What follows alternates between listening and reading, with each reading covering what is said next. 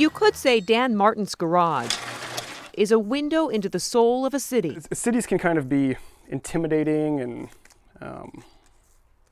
they can kind of eat people alive, you know. So, armed with old paint and remnants from his contracting jobs, Dan is crafting gentle reminders of the big city's softer side. Tacoma works really well for me with what I do because it has a lot of forgotten space. Homemade street signs that, on the surface, don't say much, but speak volumes. Just that little moment of like somebody else communicated something to them, that's what it's all about. Maybe you've seen them around the more rundown parts of town. I try to, I guess, decorate the ugly places. Signs designed to inspire and engage and maybe even go beyond you. Trying to set the spark and then see where it goes and see what people do with it.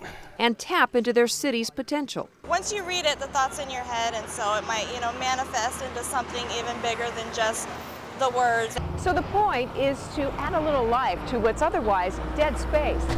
This one's gonna go like through signs that speak and art that might just stick with you. a positive splash of color as opposed to white or beige or gray. Dan is also the man behind colorful duct tape designs on empty buildings. Traditionally, duct tape is used to fix or repair things.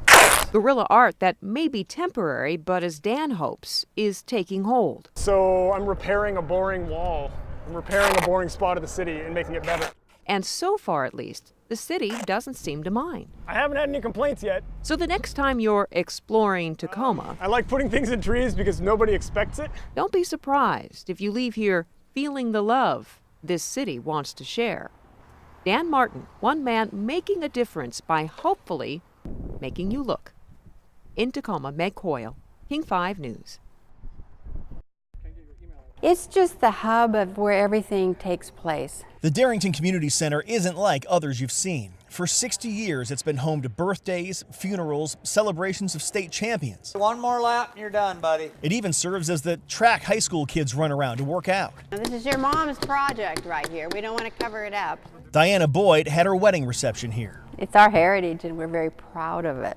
The center has been the rock of this community in good times and bad, and served as the base for relief efforts during the Oso mudslide. It's a community of people that love each other and take care of each other. Today, almost 6 months after the slide, strangers are still taking care of their neighbors. Folks like Travis Falk, whose son lost a friend. You feel it every day, if you know someone that was lost in it. But life moves forward. They're moving forward by fixing up this beautiful old barn of a building, a fresh coat of paint, repairing fixtures in the bathroom. Derek Besa brought his team from Absolute Manufacturing down because some of his workers are from here. They've done a lot on their own and they're very proud about that. But any chance that we can get to step in and help as well is important for us as well. The work serves as a symbol of the ongoing dedication to help heal this community, that despite the darkest times, light still shines through. Providing proof that anything that comes apart can be put back together again. I'm proud to say I'm from Darrington, and to know that other people care just a little bit helps. In Darrington, Eric Wilkinson, King 5 News. The views here are impressive, but pioneers flocked to this site for what laid secret under the ground. It was a mining town. It was the classic boom and bust mining town.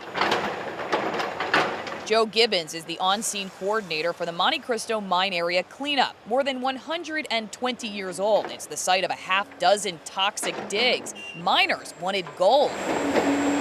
They tossed waste rock aside and left 15,000 cubic yards behind of soil contaminated with arsenic, lead, and more. Forest Service officials say hikers breathed and touched it for decades. Nearby Glacier Creek has high levels of arsenic. So that's a huge exposure and a huge human health risk. Helicopters transport the soil from hard-to-reach spots. Then dump trucks unload contaminated dirt into a landfill, the part of the project digging up the most critics. You've got history in her now, and hiking and camping. Like Edith Farrell, who owns the Green Gables General Store. We realize they have to clean it up. Be responsible about what you're cleaning up and what you're taking out. Farrell teaches the history of the mining town. She regularly leads hikes to the site, which draws thousands of visitors every summer. The North Cascades Conservation Council sent this letter concerned about the contamination stirred up by the remediation work. They and others worry the landfill is not properly stabilized. It's also less than 200 feet from hiking trails and Glacier Creek.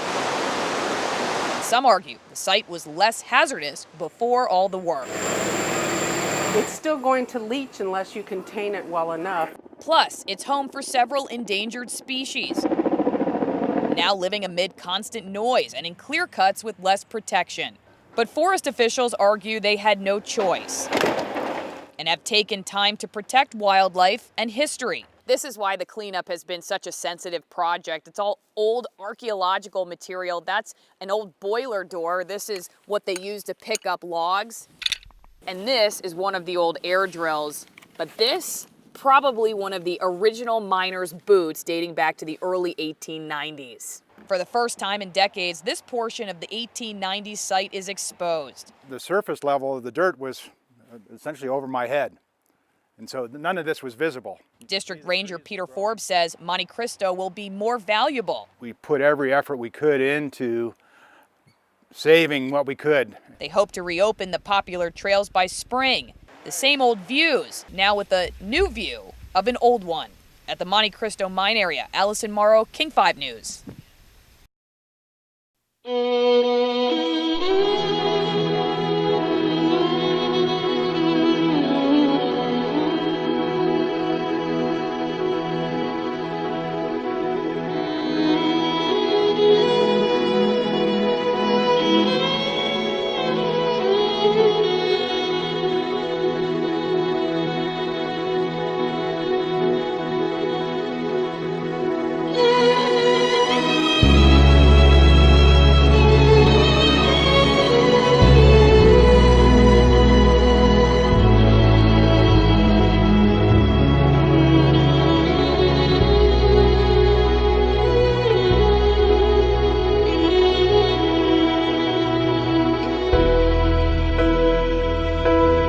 The James Gang moved into town in 1975 to take over the Husky football program.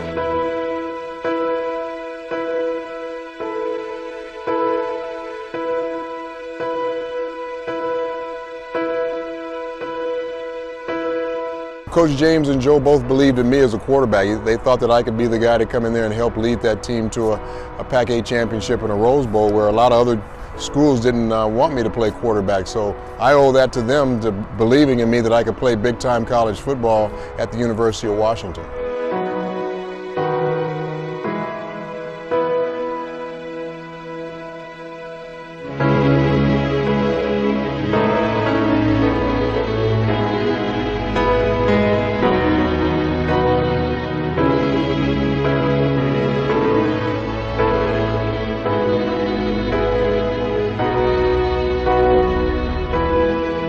Joe Kearney is not only a great Washingtonian who hired Don James and helped our state, he was a great friend of my parents and me. I even got to paint his house one time.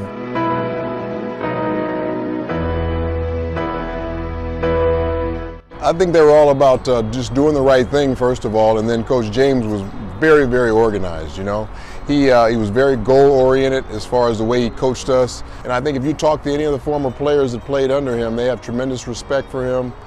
He was a guy that can be intimidating at sometimes, but I think that was more on the outside. I think whenever you got a chance to walk into his office and talk to him, you saw just the kind of man that he was.